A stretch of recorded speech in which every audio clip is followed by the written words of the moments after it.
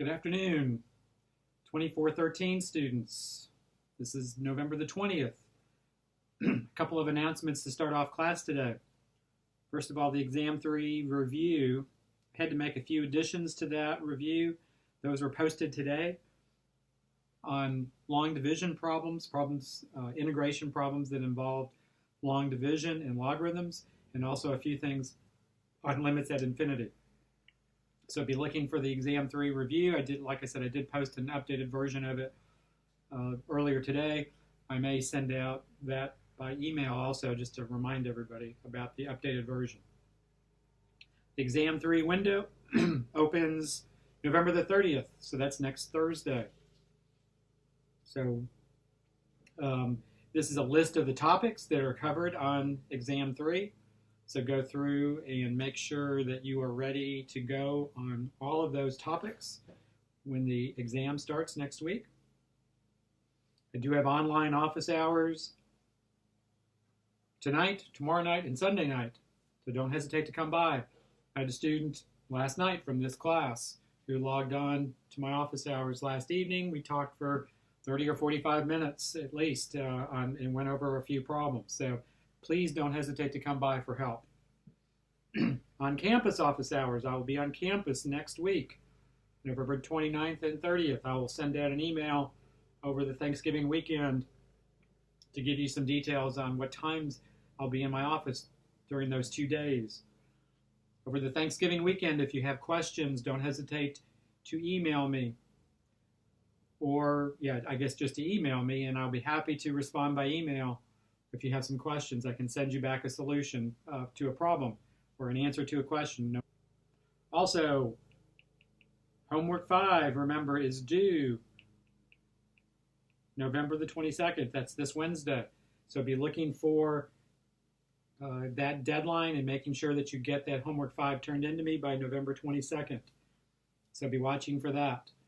Homework 4 grades are posted. I posted those last night. So we'll be looking for that also. All right, so today we are talking about going over a review of substitution problems and then integration and exponential and logarithm functions. So that's our topic for the day. So we're just going to go ahead and get started into that and dive right into it. So last time I gave you some problems to look at as far as practice using U substitutions. And so I'm going to go back over all of those problems and write out the solutions to those. I gave you 8 practice problems. These are very good problems for practice and for preparation for Exam 3. So I would work on these. If you have not worked on them yet, I would skip this part of the video. And I would go back over these on your own first, and then see if you can get these, and then go back and look at the video and see if you got them right. All right? All right, so the first problem, remember, when you have a function raised to a power, then that's a common time to use a U substitution. So in this problem, we would let u be equal to, and remember we've talked about let u be equal to the inside function.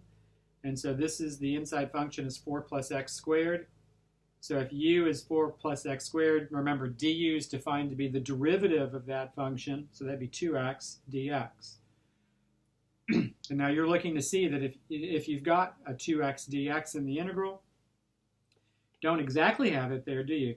But you have enough of it there that you can fix this so it's going to work for you. Right, what are you going to do here? You're going to multiply by 2 on the inside. So you get, put the 2 in the front here, so you have a 2x dx. And then remember, as long as you put a 1/2 on the outside, then you're okay, right? This integral is the same as the integral before, and it's okay for me to put this equal sign right here. Okay, so now that I have the integral in this form, I am ready to make my substitution. I've got all the pieces that I need for the substitution. So the 4 plus x squared to the 10th becomes u to the 10th, right? Making that substitution, u equals 4 plus x squared. And then 2x dx is equal to du. And so now this is our power rule. 1 over n plus 1 times u to the n plus 1 plus c. So I write down my antiderivative. So this would be 1/2 times 1 over 11 times u to the 11th plus c, or 1 over 22 times 4 plus x squared to the 11th power plus a constant. So now I could check this, and I think I have enough room to check this. And I'm going to squeeze in the check right here. Remember, you can check this by differentiating that function at the end. That's supposed to be the antiderivative for the original function. So let's differentiate this using the chain rule, and let's see what happens. So you get y prime equals 1 over 22 times 11 times 4 plus x squared to the 10th, right? That's the chain rule, times the derivative of the inside. That's the derivative of the outside times the derivative of the inside. The derivative of c is 0. And what happens here? The 11 and the 2 multiply to give 22. Those divide out with that 22. And sure enough, we're left with x times 4 plus x squared to the 10th power. And boom, we've got our function that we started with at the beginning. So this definitely checks. Okay, so we're doing good. The substitution on the second problem. We let u be the inside function, which would be 1 plus 2x here. And so du would be 2 dx, and so I need a 2 dx here. Now make sure that you understand that the way this integral is written, you'll see this written several different ways, but that 4 in the integral, first of all, we could bring that 4 on the outside like this, and that dx, a lot of times you'll just see it written like this, is dx over 1 plus 2x cubed, like that. And so if I need a 2 dx, what am I going to do? I'm going to multiply by 2 on the inside, and then I'm going to multiply by 1/2. In other words, put a 2 in the denominator on the outside. And so now this becomes a form that we can deal with, where we have a 2 on the outside, and then on the inside you've got 2 dx is du, and then in the denominator you have 1 plus 2x cubed, so that would be u cubed. And so now this is an integral that we can rewrite so that we can use the power rule, right? This is u to the -3 du, like that. Perfect problem, set up perfectly for the power rule. The 2 comes along for the ride. You have u to the -2. Let's see, u to the -2 right here. And then you put the reciprocal in front, which is -1/2, and then plus c. And so what's going to happen here? The 2 and the -2 are going to cancel out, and you're going to be left with -1 over u squared plus c. And so this would be -1 over 1 plus 2x squared plus a constant. And there would be our antiderivative. All right. Next problem. Let's see. First of all, you've got y cubed, and then this would be 2y to the 4th minus 1 to the 1/2. So write it that way first. Write it with an exponent. And so my substitution on this problem, the inside function would be 2y to the 4th minus 1. And so du is going to be 8y cubed dy. And so here is a problem where I'm going to multiply by 8 on the inside of the integral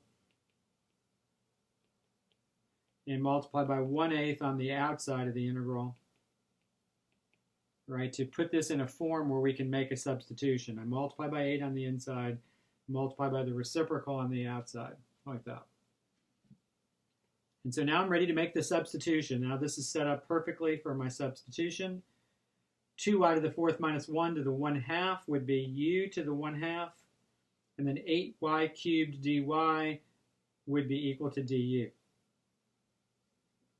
And so now this is perfectly in the form for a power rule, right? This is u to the 3/2. I put a 2/3 in front, and then put my constant on the outside. And then the 2 and the 8 would divide out and leave you with a 4. So you end up with 1/12 u to the 3/2 plus c, or 1/12 times 2y to the 4th minus 1 to the 3/2 plus c. And there's my antiderivative. All right, so hopefully you tried some of these problems ahead of time before I worked them. So hopefully as I go through this, you are checking your work and you've seen that you're doing these just fine. Or if you didn't do them just fine, that you found where your mistake was.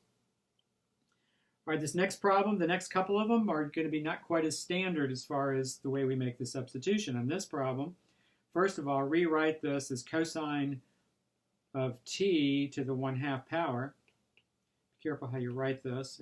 T to the 1/2, and it goes inside parentheses like that. And then this is over t to the 1/2 in the denominator, dt. And what I might do on this problem is I might take that t to the 1/2 that's in the denominator and bring it to the numerator as t to the negative 1/2. You'll see when we go through the substitution that makes sense to do that. So in my substitution, I let u be equal to t to the 1/2. Then du would be 1/2 t to the negative 1/2 dt. And sure enough, I've got a t to the negative 1/2 in my integral. So what do I do here? I multiply by 1/2 on the inside of the integral and multiply by 2 on the outside of the integral. And now this is set up perfectly for my substitution. Bring that 2 down in front. Cosine of t to the 1/2 would be cosine of u. And then 1/2 t to the negative 1/2 dt, which is what I have left there, that would be du. All right, and so this is not a power rule problem. In this case, this is a trig function, right? And so the antiderivative we know for cosine of u, du, would be sine of u,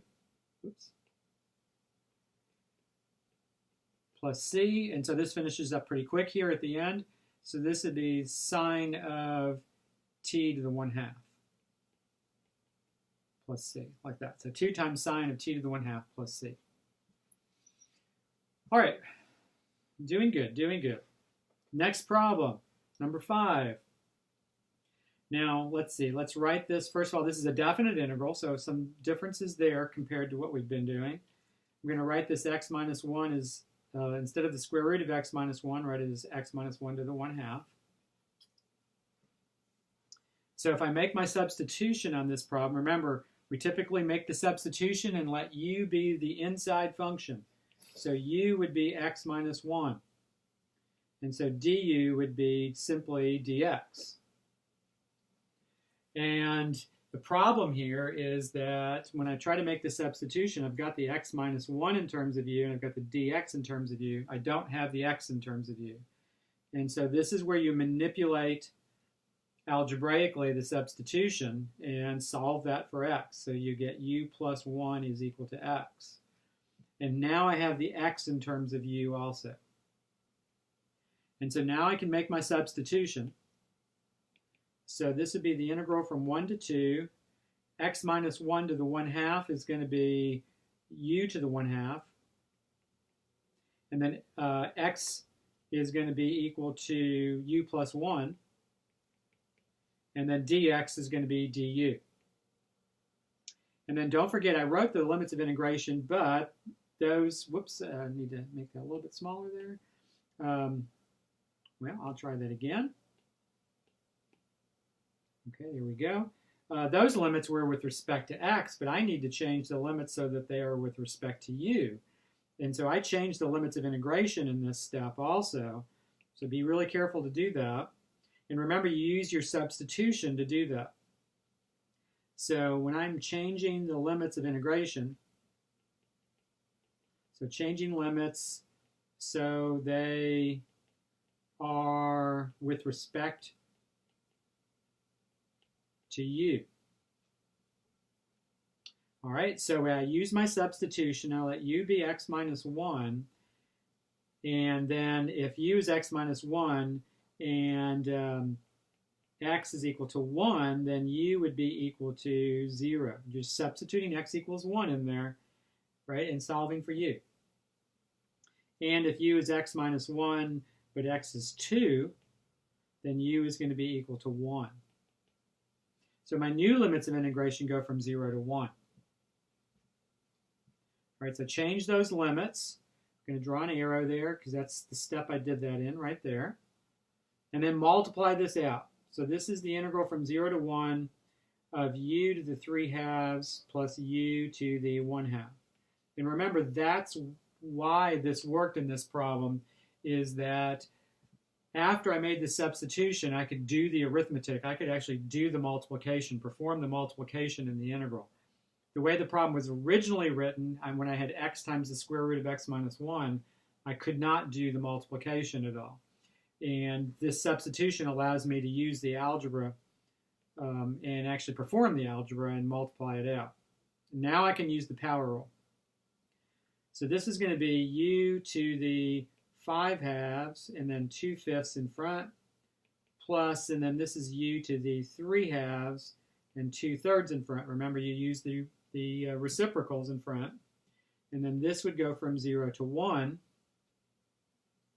At the upper limit, this is simply going to be 2/5 times 1 to the 5/2 is just 1, plus 2/3 times 1 there also. And so you just, and then the lower limit, 0. So you just end up with 2/5 plus 2/3. Change everything to 15ths, you get 6/15 plus 10/15.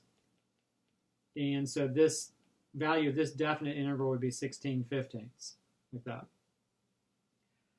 All right, and so that 16/15, remember, does represent an area in this problem because if you look at the graph of x times the square root of x minus 1, in the interval from 1 to 2, that is always positive.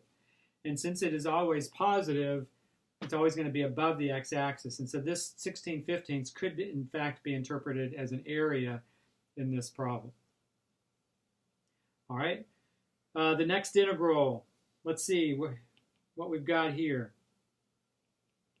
If we take that radical, first of all, and I'd rewrite this as x squared minus 6x plus 4 to the 1/2, like this, dx. And then if you wanted to, you could bring that to the numerator. And so you have x squared minus 6x plus 4 to the negative 1/2, and then I have x minus 3 dx, like that. All right, so if I make this substitution, remember the substitution is typically let u be the inside function. So the inside function in this problem would be x squared minus 6x plus 4. And du would be 2x minus 6 dx. And notice that 2x minus 6, if I factored a 2 out, I'd have 2 times x minus 3 dx. And sure enough, I've got an x minus 3 in my integral. So this is one where I'm going to be able to use substitution, where all I'm going to do on the inside of the integral, let me write this integral down again. You have x squared minus 6x plus 4 to the negative 1/2, and then I have my x minus 3 dx. And what am I going to do? I'm going to multiply on the inside by 2. That will match up with du, and then I make sure I multiply by the reciprocal on the outside. And so this problem will go like this after my substitution. I've got 1/2 times the integral of x squared minus 6x plus 4 becomes u to the negative 1/2. And then 2 times x minus 3 dx is du. And boom, I've got the power rule. Right? And so I can write down the antiderivative. The 1/2 comes along for the ride. Add 1 to the exponent, you have u to the positive 1/2. You put the reciprocal in front, which is 2, and then this would be plus an arbitrary constant c. The 2's cancel, so that's nice. You're just left with u to the 1/2 plus c, plus c. And so then that, substitute back, go back to x at the end, remember? And so you have x squared minus 6x plus 4 to the 1/2 plus c, like so.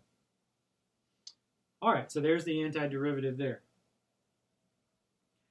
All right, doing good, doing good. Last two problems, kind of a good little rehash of substitutions, what we're doing right now. So in this problem, this is definitely a non-standard type of substitution right here. I'm going to go ahead and change the color so it kind of separates out. I gave you a hint, and that is to break the x to the fifth up into x to the fourth times x. And the reason why is because when you look at making your substitution, you're obviously going to let u be, at least this is going to be your first effort, is going to be to let u be 1 plus x squared, right? So du would be 2x dx.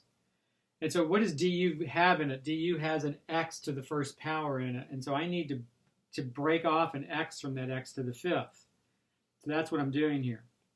So now let's see how this is going to work. So you have 1 plus x squared to the 1/2. And then using my hint, you break that x to the fifth up as x to the fourth times x dx.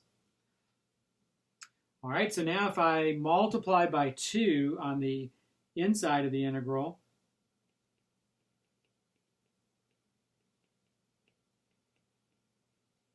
and so here I'm going to multiply by 2, and then I multiply by 1/2 on the outside. I'm doing pretty good here. And what do I have, though? I have this piece right here is in terms of u. That's du. And I have 1 plus x squared to the 1/2. That's in terms of u. So now I've got to deal with this x to the fourth. And so the trick here, if you manipulate the substitution that you made, right here, if I subtract 1, I get that x squared is u minus 1. So that x to the fourth, what am I going to do? I need an x squared in there. So can I rewrite that as an x squared? And that's simple to do algebraically because x to the fourth is just x squared squared. Like that. And now I have every piece of this integral in terms of u. I have 1 plus x squared to the 1/2 is really u to the 1/2. X squared squared, well, x squared is u minus 1, so that'd be u minus 1 squared. And then 2x dx would be du.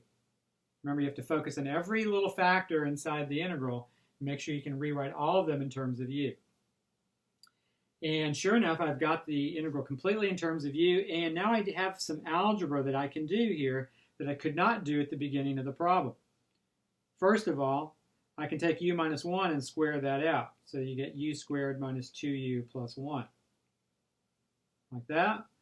And then I can use the distributive property, and I can do all the multiplication in there. So you have u to the 1/2 times u squared, that's u to the 4/2. So that's u to the 5/2 when you add the exponent. And then u to the 1/2 times u, that'd be u to the 3/2. And then u to the 1/2 times 1, it's just going to give you u to the 1/2. And yes, I've multiplied it all out. And now each term is simply going to be a power rule problem as far as writing down an antiderivative. Don't forget to continue to write this 1/2 down out in front. So a lot of times I'll see students play magician and make that 1/2 disappear. But once you've multiplied by that constant, it's got to trail along throughout the problem because I'm writing these equal signs at the beginning of every step. And those equal signs mean that every line I'm writing is equivalent to the line before it. Without that 1/2 in front of the integral, that wouldn't be true. All right, so what am I ready to do? I'm ready to use the power rule. So this would be u to the 7/2 right here, and then a 2/7 in front. And then the second term, I have a 2 there, and I have u to the 5/2, and then 2/5 in front. And then finally plus, and this would be u to the 3/2, and then a 2/3 in front. I close the brackets, and then I also remember to add my arbitrary constant plus c. So now notice there is a 2 in the numerator of each one of those fractions that are coefficients there. So if I multiply through by 1/2, those all cancel out, and I'm left with 1/7 times u to the 7/2 minus 2/5, because there was 2 2's in that second term. So that'd be 2/5 times u to the 5/2. And then finally plus 1/3 times u to the 3/2 plus c. And then I got to go back to x's. That's a little messy to write out, but at least we have the route laid out in front of us. So this is 1/7 times 1 plus x squared to the 7/2 minus 2/5 times 1 plus x squared to the 5/2. Finally, plus 1/3 times, and then this is going to be 1 plus x squared to the 3 halves plus c. And I'm going to put this plus 1/3 in front like that. Makes more sense to do that. Erase that. There you go, and there's your antiderivative. All right, so that problem was definitely a relatively non-standard, kind of a tricky problem as far as writing down the antiderivative and using a substitution there. So, all right, this last problem is, if you're paying attention, is not a hard integral to deal with at all, because remember that the derivative, so let's see, remember that the derivative with respect to theta of tan theta is secant squared theta. And so I can use a substitution pretty directly on this problem, right? I let u be 1 plus tan theta, then du is just secant squared theta d theta, and that's exactly what I have in my integral. And so every piece of this integral is in terms of u. So I can make my substitution. And this is simply going to be u to the 5th du, right? This is my du right here, secant squared theta d theta. So this one works out really straightforward. But because of the way the function was written, and because it's got tangents and secants in it, I frequently see students have trouble with that. So you end up with 1/6 u to the 6th plus c, or 1/6 times 1 plus tan theta to the 6th plus c, and we've got the antiderivative. All right, so that was a brief review of everything we did with substitution from last time. And so today what we're going to do, we're going to move on today, and we're going to look more carefully at integration and logarithms and exponential functions. Right? And so we're going to look at more detailed examples like that. So integration and logarithms and exponential functions.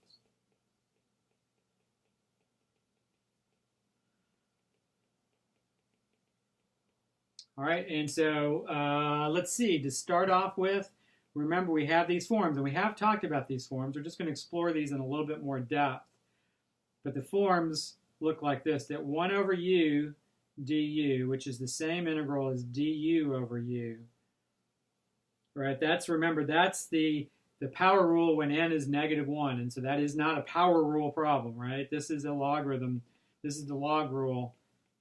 And you get the natural log of the absolute value of u plus c. Remember, the absolute values are part of the form.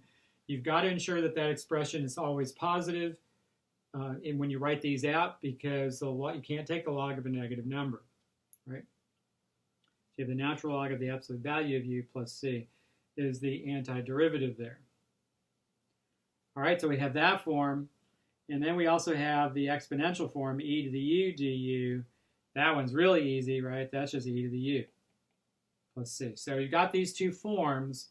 And so what we're going to do is look at some examples and look at some more challenging examples probably that involve those functions. All right. And then we're going to also use this to look at some trig functions that we haven't talked about yet, the tangent function and the secant function, and deal with those. All right, so let's start off with an example. Let's say we have this integral, 2x over x squared plus 3 dx. So now when you have a fraction like this, one thing you should always check, now because of the log rule that we get, check if you can do algebra, certainly, things like that, but you should also now use this as part of the things to check when you have a fraction like this, and that is the integral in the form du over u. And remember, when you think of it as du over u, think of that as the derivative of a function over the function, right? In words, that's the way I like to think of this, is the derivative of a function over the function, right? If you have an integral that's in that form, or you can easily put it in that form, then that integral is in the form du over u, right? And it's going to be a logarithm. So that's something now for you to check. That's kind of in your bag of tools for integration is, hey, what happens if I let u be the denominator of a fraction?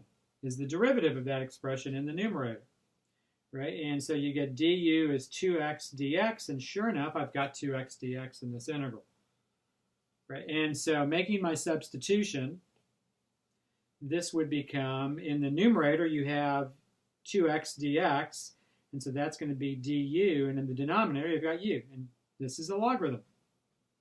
So once you've matched it with that form, then you can write out the antiderivative easy enough, and then finally go back to x's easy enough. Don't forget the absolute values. Now, in this particular problem, I will say that the absolute values are kind of redundant because x squared plus 3, the quantity that's inside the absolute values, is always positive because x squared is always positive for any real number, and it's an addition problem.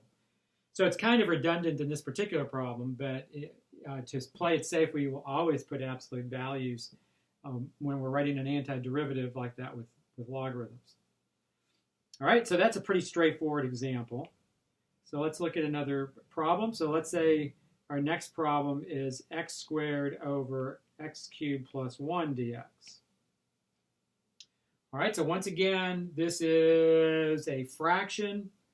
So we are going to check to see if this might be a logarithm. So we let u be the denominator right away. Right? Always let u be the denominator in this situation. See what happens. So du would be 3x squared dx, and sure enough, I've got an x squared dx there. And so this is going to work. What am I going to do here? I'm going to, in the numerator, I'm going to multiply by 3 and then multiply by 1/3 outside of the integral. And then everything else just gets written down here. So you've got an x squared in the numerator and then x cubed plus 1 in the denominator. All right, so what did I do? I multiplied by 3 on the inside of the integral and 1/3 on the outside of the integral. And sure enough, now this problem's exactly in the form for a logarithm, isn't it? Because in the numerator, you've got 3x squared dx, which is du, and in the denominator, I've got u. And so this is exactly a logarithm form. And so this would be 1/3 natural log of the absolute value of u plus c, or 1/3 times the natural log of the absolute value of x cubed plus 1, plus a constant. And there's our antiderivative. All right, so those are pretty straightforward problems. Logarithms definitely aren't always going to come in that nice of a form. So, but now you're starting to get the idea that when you see a fraction, be thinking about du over u. That's in your little bag of tools for integrals now. All right, next example. This is probably one of the most common types of examples that you're going to see for logarithms because it's going to come up in other contexts. So a very simple function, just the integral of 5 over x minus 3 dx. When you have a linear factor in the denominator of a fraction and a constant in the numerator, this is always going to end up being a logarithm, right? If the 5, remember, is just a constant, so take the 5 outside the integral, and you can either write this as dx over x minus 3, or you can certainly write this as 1 over x minus 3 dx, like that. Remember, those mean the same thing. The first way is just an accepted abbreviation for the second one. So what's our substitution going to be? We will let u be the denominator, right? And so du is simply the derivative of x minus 3, which is 1 dx. So just get dx there. And so what do we have here? When we make our substitution, bring that 5 down along for the ride, and then you have dx over x minus 3 would just become du over u. And so sure enough, this is a logarithm, pretty straightforward problem. This is the natural log of the absolute value of u plus c, and then go back to x's at the end. Well, got to keep those absolute values in, and absolute values would really be necessary in this problem because x minus 3 is a variable expression that could be positive or negative both, but we want this expression to always be positive. Now please be careful about the log rule. Make sure that the power is, so be careful, make sure that the power is u to the negative 1, right? Or 1 over u means the same thing, right? Make sure that that's the power here. And if the power is anything else, it is not a logarithm, it's a power rule. See, so in the problem that we just did, it had 5 over x minus 3 dx. If this is 5 over x minus 3 squared dx, this is not a log, right? Because the power in this case is negative 2, right? If you bring that x minus 3 to the numerator, it's negative 2. It's not negative 1 like the log rule has in it. So this is not a logarithm. Right? Students all the time are getting a logarithm rule and the power rule confused. Remember, the log rule only applies when the power is negative 1. Right? So this is not a log. This is actually a power rule.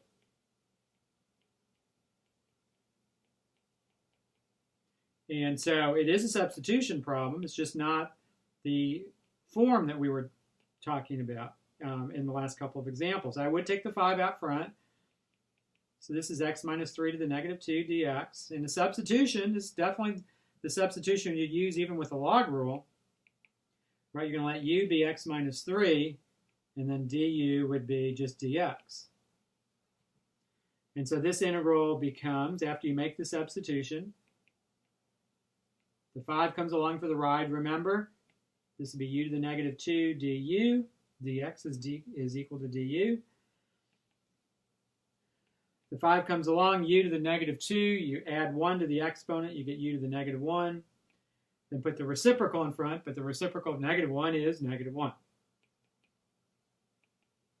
And so you end up with negative 5 over u plus c, or negative 5 over x minus 3 plus c.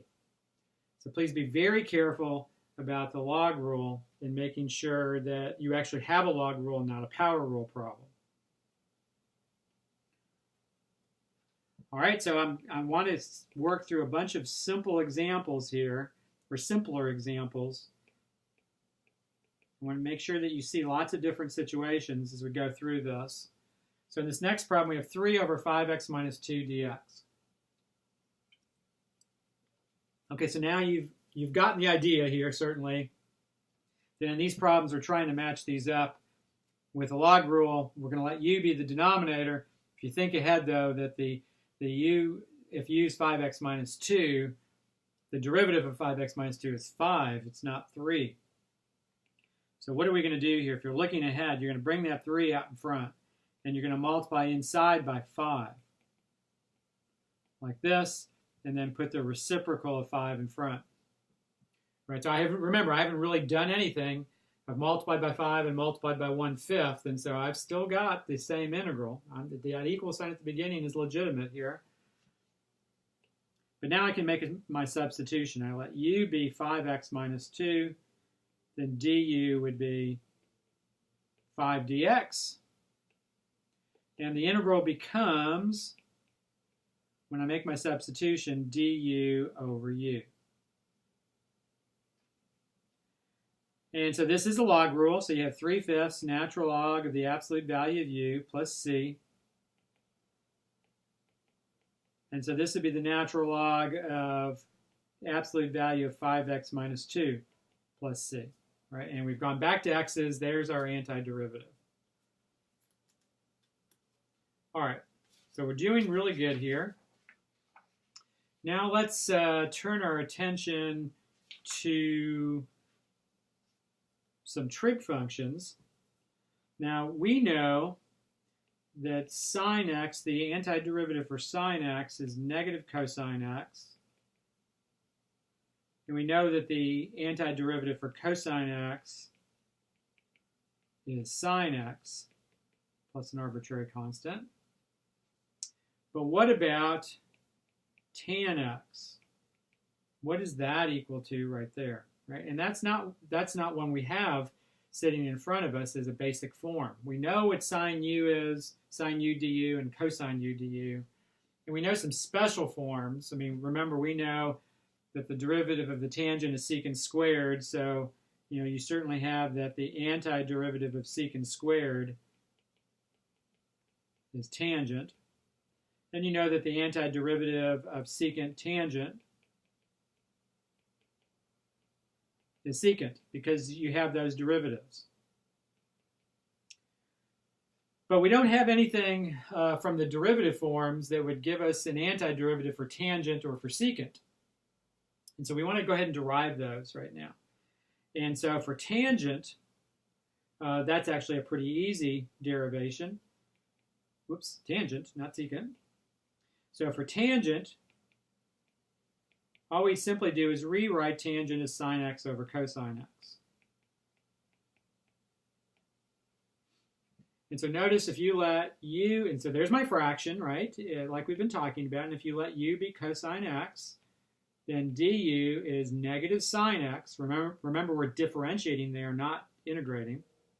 So this is negative sine x dx. And because du is negative sine x dx, what do I need to do here? I need to multiply by negative 1 in the numerator. But because I'm multiplying by negative 1 in the numerator, I multiply by negative 1 outside the integral also. Right? That means I'm really not doing anything at all. And so what do you get here? Sure enough, you do get du over u when you make that substitution. And so this would be the negative of the natural log of u plus c. And so going back to x's, this would be negative natural log of cosine x plus c. And so that's our form. Negative natural log of the absolute value of cosine x plus c. So it's a little bit tricky and not as simple a form for the tangent, for the antiderivative for the tangent. All right, we also want to derive a form for secant.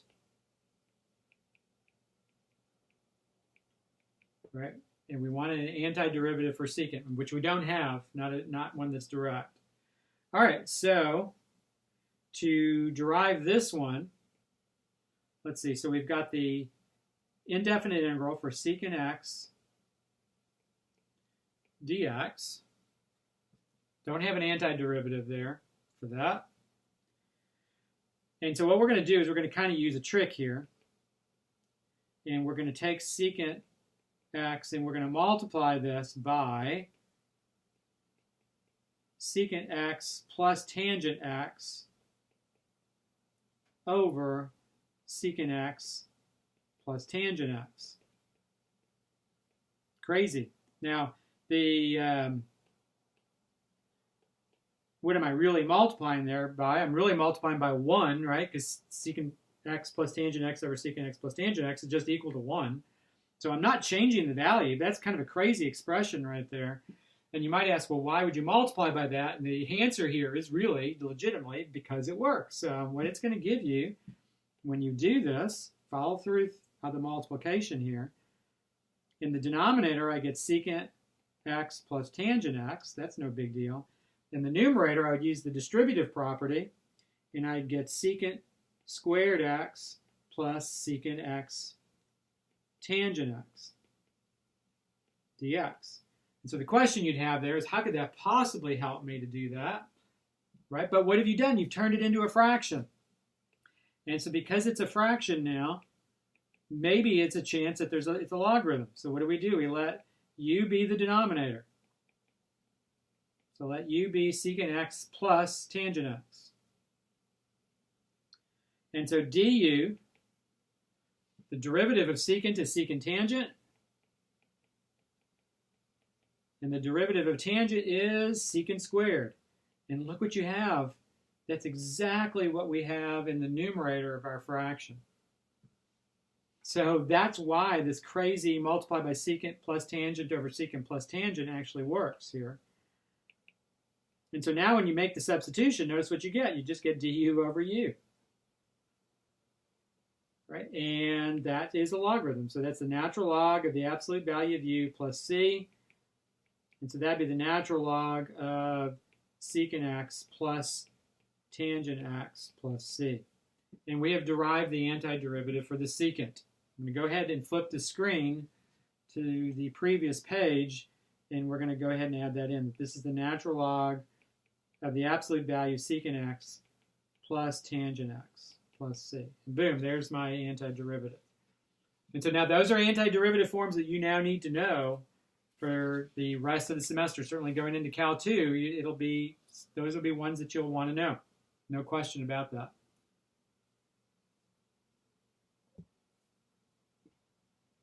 Okay, so with those problems in mind, let's look at a couple of other examples here. So let's say we have an integral now of tangent of 6x dx. All right, so now based on that form that we've just written down, right, we just wrote down or derived the form that the antiderivative for tangent u du was negative natural log of the absolute value of cosine u plus c. And so what do you need to do? You need to, if this is going to be tangent u du, you need to multiply by 6 on the inside. So this would be tangent, this would be u, and you're going to multiply by 6 on the inside of this integral, and 1/6 on the outside. Like so, right? And sure enough, this now becomes tangent u du. And so this would be 1/6. Notice I'm not even going to make my substitution here. I'm just going to identify that this is in the form I need. And it says negative 1/6, because the 1/6 just trails along for the ride. Absolute value of the cosine of 6x plus c, like that. All right, and there's our antiderivative. All right, so we're doing good there. All right, so let's look at another problem. So let's say we have the antiderivative or the indefinite integral for secant of pi x dx. Secant of pi x dx. All right, so our substitution here, right? First of all, we would be taking advantage of this form now that we've just introduced. Secant u du is natural log of secant of u plus tangent of u plus c, like that.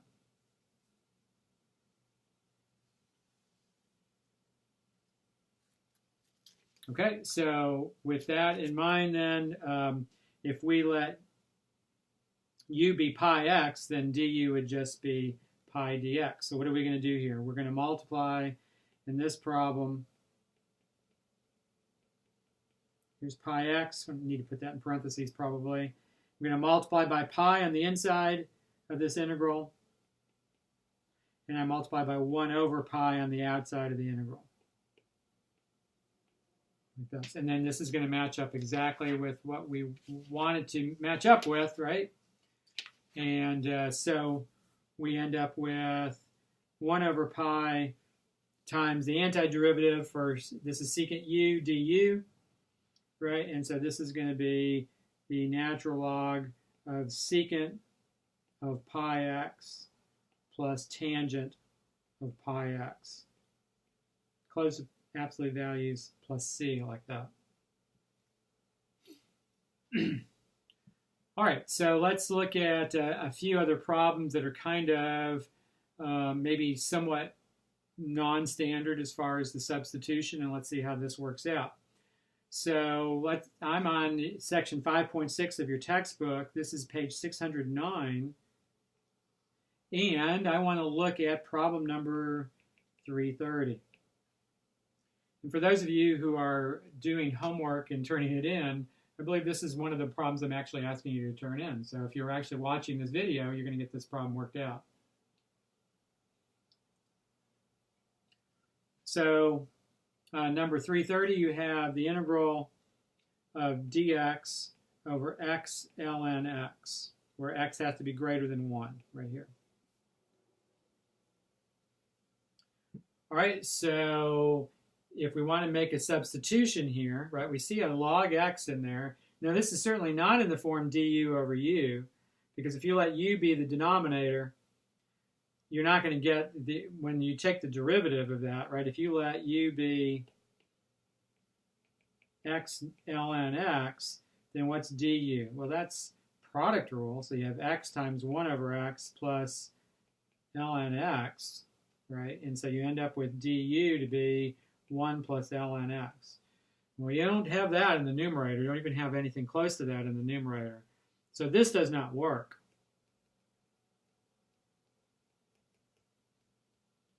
That's okay. You know, try it, write it down, and see if it works. If it doesn't, what's the worst that could happen is it doesn't work, right? That's all. That's not a big deal. You've got to be willing to try something here. So now, what else can I try? Well, what if I let u be just part of the denominator? So what if I let u be natural log of x? Okay. Well, then what's du going to be? Du would be the natural, would be 1 over x, right? The derivative of natural log of x is 1 over x dx. And sure enough, don't you see that in this integral, that's exactly what I have in there is a 1 over x dx. I could actually rewrite this problem. I could rewrite this algebraically as 1 over ln x times 1 over x dx. Those are the same integral. Just kind of split the factors up a little bit. But you can see why I would do that. Because now this is my du right here, and then this is just 1 over u. Right? So sure enough, you just get 1 over u du, and this ends up being a logarithm of all things. So you end up with the natural log of the absolute value of u. But u is the natural log of x, so this is the natural log of the natural log of x plus c, like that. Now you can see, by the way, why x had to be greater than 1, because notice we're taking the log of a logarithm. Remember, you can't take the log of a negative number, and so the natural log of x, that inside piece there, has got to always be positive, and the only way that that can always be positive is if x is greater than 1. And so that's why that restriction that x had to be greater than 1 is sitting in there like that. All right, so that's problem 330. Like I said, if you're working on your homework to turn in, I believe this is homework 5, or this may be homework 6 possibly. This is a problem I'm asking you to turn in. And I want to see how many of you are working or watching these videos. Let's do number 334. It's also a problem that I've asked you to turn in, I believe. So this is natural log of the sine of x over tangent x dx. All right, so let's see how this is going to work out. Let's see if we can make this work. All right, so if you've got natural log of the sine of x over the tangent of x, first of all, let's see, I could possibly, let's see, if I tried, notice if you tried to let u be equal to tangent x, well, that doesn't work because du is secant squared x. dx, I don't have a secant anywhere in there like that, right? So we're going to put no here at this point. That doesn't seem to lead us anywhere. All right, so what else could I try? Well, I could try to let u be sine x. Now, if u is sine x, then du would be cosine x dx. Now, I don't have a cosine x dx in there. Now, I could get a cosine x dx in here, so I'm not ready to turn this into a no just yet. Now, how can I get a cosine x in there somewhere? Well, let's see if this is going to work. Right, so I have natural log of sine x in the numerator. In the denominator, I have sine x over cosine x. Now, at least there's some remote possibility that this could work. So when I invert and multiply there, I get cosine x times natural log of the sine of x over sine of x, like that. And then this would be dx. All right, so if I made the substitution that I have at the top, what am I going to get here? Let's see if this is going to work out at all, okay? So if I make the substitution, I have the natural log of the sine of x. So this would be the natural log of u. And then in the denominator, I've got a sine of x. So that's going to be u, like that. And then in the numerator, I've got cosine x dx, which is just du. So I've changed my integral, so it's natural log of u over u. Now, is that something we could do? Well, kind of unexpected, but this is going to actually work. Because this is technically 1 over u du, but it's not a logarithm form. You have to make still another substitution here. So my next substitution, I'm going to let w be equal to the natural log of u. We're going to actually do a second substitution here. Then dw is going to be, what is it going to be? It's going to be the derivative of the natural log of u, which is 1 over u du. And sure enough, that's exactly what you have. So when you write this in terms of w, you get w dw. Ends up being a power rule. Well, so that's definitely an unexpected turn of events here. This actually works. And so what do you get here? You get 1/2 w squared plus c. So this is a problem where you actually use two substitutions.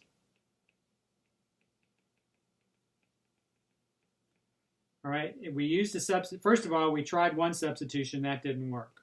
So we tried something else. So we made this as our first substitution right here. And what do? We went from x's to u's by making that substitution. And I didn't give up on it right away, right? I went over to u's when I made that substitution just to see what would happen. And when I got the expression in terms of u, which was at this step right here, I did not have a basic integral form, but I did have something where a substitution would work.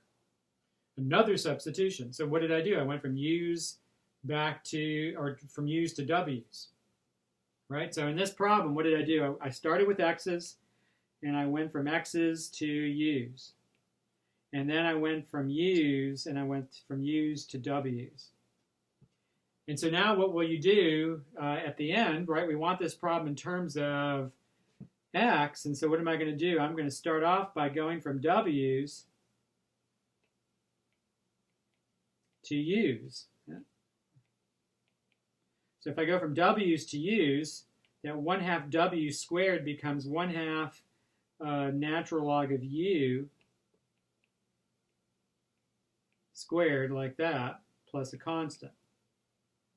And so now that's taking me from w's back to u's. And then what can I do from that form? I can take u's and go to x's finally. Use my first substitution, which is where u is sine x. And so I end up with 1/2 times the natural log of the absolute value of sine of x, quantity squared, right? Wait a minute. Let me write that again. So that's natural log of sine of x. Yeah, right, that's quantity squared and then plus c, like that. And so that ends up being our antiderivative. That was definitely not a standard problem. That's a tricky problem to go through. Not a bad problem. You know, I could certainly understand you'd be worried in this case about whether that's right or not. So we could check it, which I'll do on the next screen. Is I'll go ahead and check that. But also, you know, this is a good illustration of not giving up as you're going through a problem, right? So if I check this one, let's see. So I'm going to go ahead and cut this answer out right here. And let's go ahead and check that. So, or I'm going to copy it actually. Let's copy that. Take it to the next page. I'm going to paste it in right here. And so there's my function. So I'm going to let y be equal to 1/2 times the natural log of the sine of x, quantity squared. So so let's check.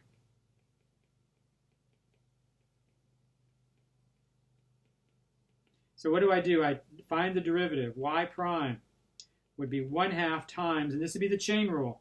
The derivative of the outside would be 2 times the natural log of the sine of x to the first power. right? That's the derivative of the outside. Then the derivative of the next function, right? So the outside function was the square function. The next function is the natural log function. So this would be times the derivative of the natural log function, which would be 1 over sine of x. And then finally times the derivative of sine of x, which is cosine of x, like that. And so what do we have? The 2's divide out right there, and you get y prime is natural log the absolute value of sine of x, and then this is times cosine x over sine x, like that. And what happens, I can put that in the denominator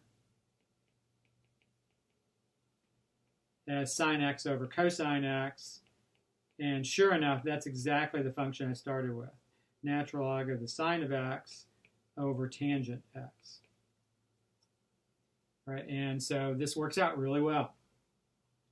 Okay, so that's a tricky one, definitely, no question about that. All right, let's go on to another possibility, another type of problem.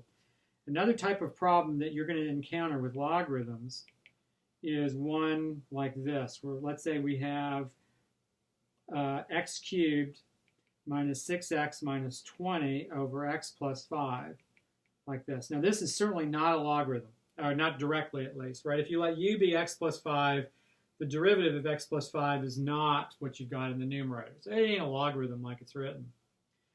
But what I can do in a problem like this, especially when I have a linear factor in the denominator, and sometimes you may not end up with logarithms, but even if it wasn't linear, is when you have the degree of the numerator and the denominator are the same, or if the degree of the numerator is bigger than the degree of the denominator.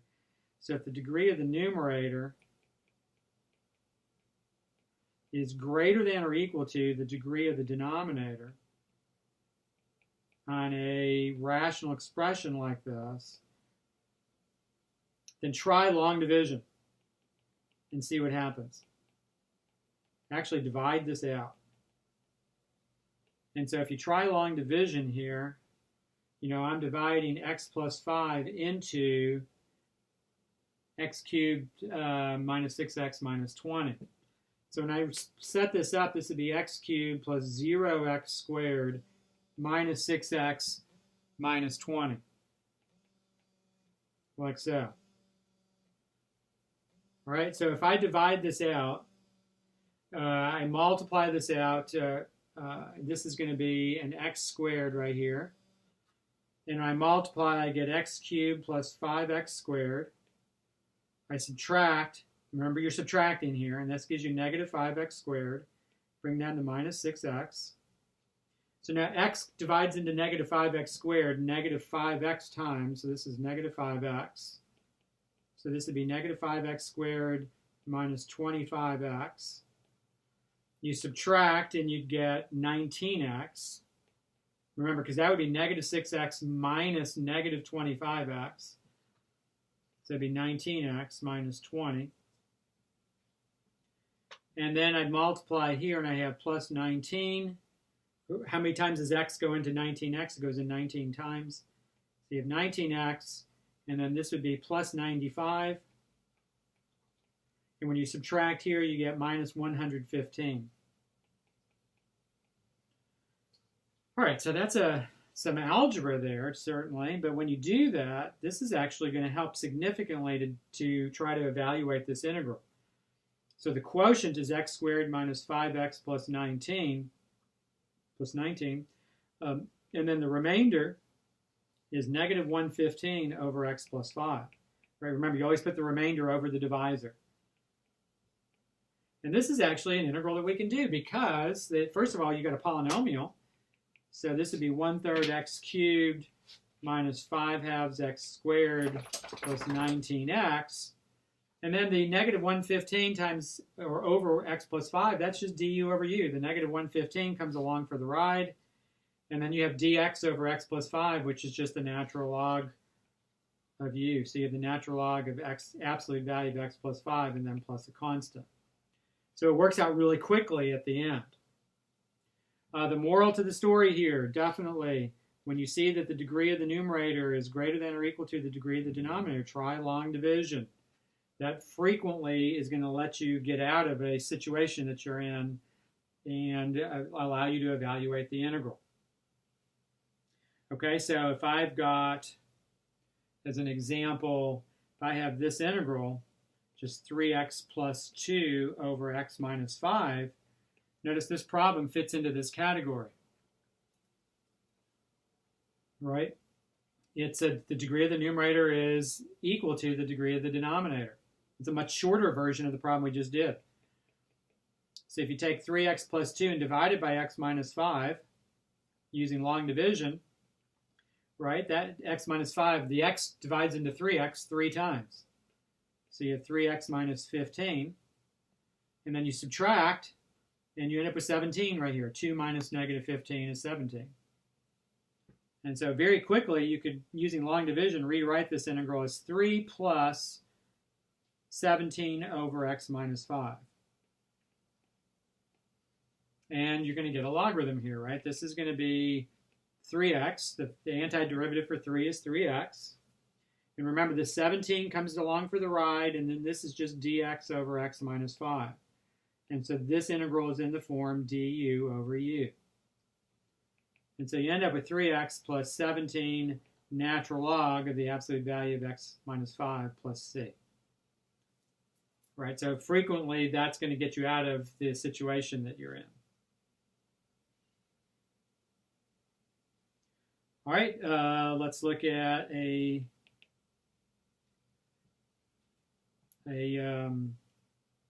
definite integral. Let's say we have this problem right here. We have the integral from e to e squared of 1 over x natural log of x dx. All right, so this looks kind of yucky at first, but this is actually just ends up being a direct substitution problem. Instead of writing this as 1 over x ln x, using just algebra and fractions, you have 1 over x over ln x like this. You could rewrite it as 1 over x in the numerator divided by ln x dx. And so what happens here, you end up with u being ln x, the denominator, and sure enough, du is 1 over x dx. And so this is going to be a problem where we can use a substitution, right? Where the numerator is just going to be du, 1 over x dx. The denominator is going to be u. And then I'm going to change my limits of integration, right? When x is equal to e, that's our lower limit of integration. Remember, you're using the substitution u equals ln x. So that would be u is equal to ln of e, which is 1. So the lower limit is just 1.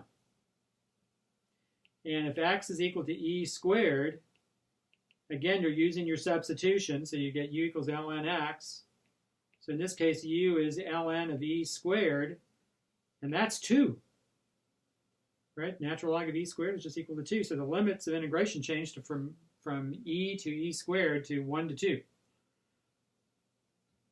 And now I've gone completely over to u's, and so now I just evaluate this, and I get natural log of the absolute value of u plus c. And so this would be the natural log of 2 minus the natural log of 1. Put those in parentheses there. Natural log of 1 is 0, so you end up with the natural log of 2 as the answer. And there's my the value of the definite integral. All right, so we are doing good. Now let's look a little bit at, to finish up class here, let's look a little bit at exponential functions to kind of finish stuff up. Now remember, with exponential functions, we have this form, e to the u du is just e to the u. The antiderivative for e to the u is itself. And so if you have e to a function, then the question is, do you have the derivative of that function as a factor, right? And if you do, then this is going to fit the form e to the u du. So here's an example, e to the negative x to the 4th times negative 4x cubed. right? If you let u be negative 4x cubed, then du is going to be, I'm sorry, definitely don't do that. Oh my gosh, no way. If you let u be negative x to the fourth, then that's better. Then du is going to be negative 4x cubed dx. Let u be what's in the exponent of the exponential function.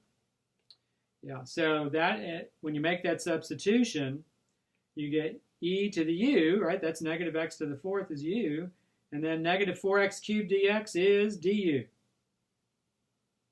And so you end up with just e to the u du. The antiderivative is e to the u plus c. And so that'd be e to the negative x to the fourth plus c. Pretty straightforward substitution after that. All right, if we have, so that's a good example. Let's look at this one next. If we have e to the 1 minus 3x dx. So when you see an exponential function like that, a common substitution is to let u be the exponent and see what happens. Let's see if you can get it to work. So if we let u be 1 minus 3x, then du is just negative 3 dx.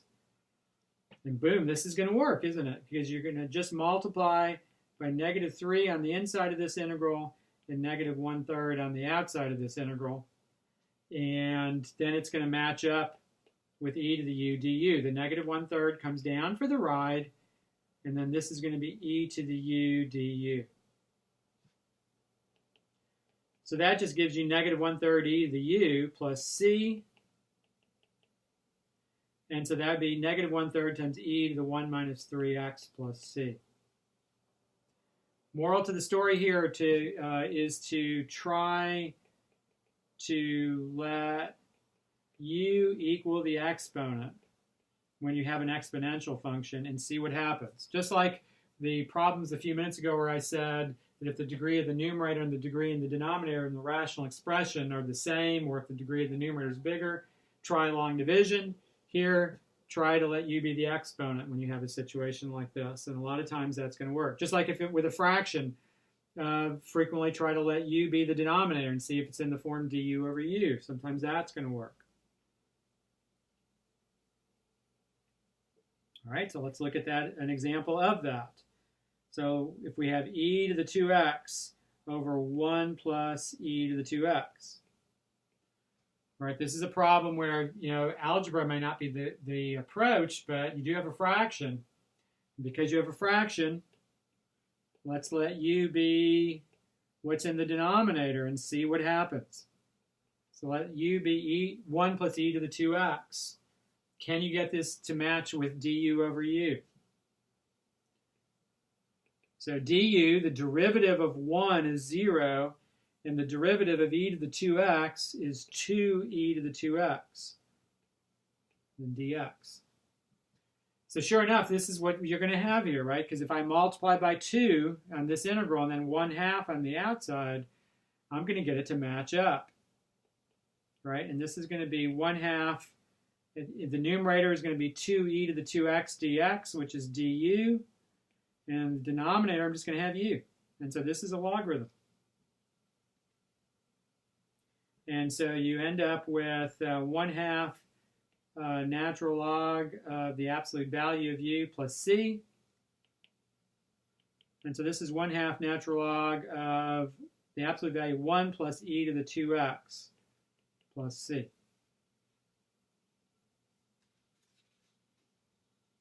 All right, that's not too bad. Let's look at maybe one more example, and then that will be what we're going to do for the day. So let u, not let u, but let's see. Let's look at this definite integral from 0 to 1 of e to the x over 5 minus e to the x. So a very similar problem to what we just did, but this is a definite integral. So we have to worry about that and be concerned with that. But let's let u be the denominator. Let's see what happens. So if u is 5 minus e to the x, then du would be just negative e to the x dx. And sure enough, it's kind of what I have there, isn't it? I just need to multiply the numerator by -1 and multiply on the outside by the reciprocal, which is still just -1. And now it is going to be in the form that I need to make a substitution, right? If you don't like the -1s written like that, just put a negative sign there. That's fine. Like this. That would be fine. So when I make the substitution, in the numerator I'm going to get du, and in the denominator I'm going to get u. So this is going to be a logarithm. Now you do have to mess with the limits of integration, right? When x is 0, then u is going to be 5 minus e to the 0, or 5 minus 1, or 4. And when x is 1, you get u is 5 minus e to the first, which is just 5 minus e. So those are my limits of integration. Right? Lower limit is going to be 4. Upper limit is going to be 5 minus e. And I would just leave it as 5 minus e. I wouldn't try to write it as a log or as a decimal or anything like that. So this is the negative, the opposite of the natural log of absolute value of u plus c, not plus c, it's a definite integral, sorry. So this would be negative natural log of u from 4 to 5 minus e. And so this would be negative natural log of the absolute value of 5 minus e. You're subtracting the lower limit, so that's going to be plus the natural log of 4. Now, frequently you'll see in the answers in the back of the book, in a problem like this, you'll have the natural log of 4 minus the natural log of 5 minus e. And I don't need the absolute values there anymore because these are constants and they're definitely positive, so we're okay. 5 minus e is a positive number. And so that's just the quotient rule for logarithms, and it's the natural log of 4 over 5 minus e. That's a common way to see it written at the end. If you didn't write it that way, I would be okay with that. If you wrote this first answer out, I'd definitely be okay if you just wrote it out like this. That would be okay. All right. So that's our exponential functions. We are finished with that. Next time, we are looking at inverse trig functions. And so next time, remember,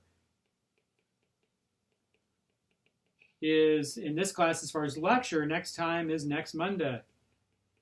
Right? No lecture this Wednesday. Right? No lecture Wednesday. Campus is closed on Wednesday, remember. So the next time I'll be posting a lecture is next Monday, and that will be on inverse trig functions and integration. Remember that I have posted an Exam 3 review, and I've actually posted an updated version of the Exam 3 review today, and that's the last updated version I'm going to put up there. All the solutions are written out, so please be looking through that review. Also remember that homework 5 is due on Wednesday of this week by email. So have a great day. If I do not talk to you beforehand, please have a wonderful Thanksgiving, a safe Thanksgiving. I hope you get to see family this week. And I will be speaking with you again by lecture next Monday. Remember, I do have online office hours tonight and tomorrow night and Sunday night. So don't hesitate to come by. I'd be happy to help you out. Have a great day.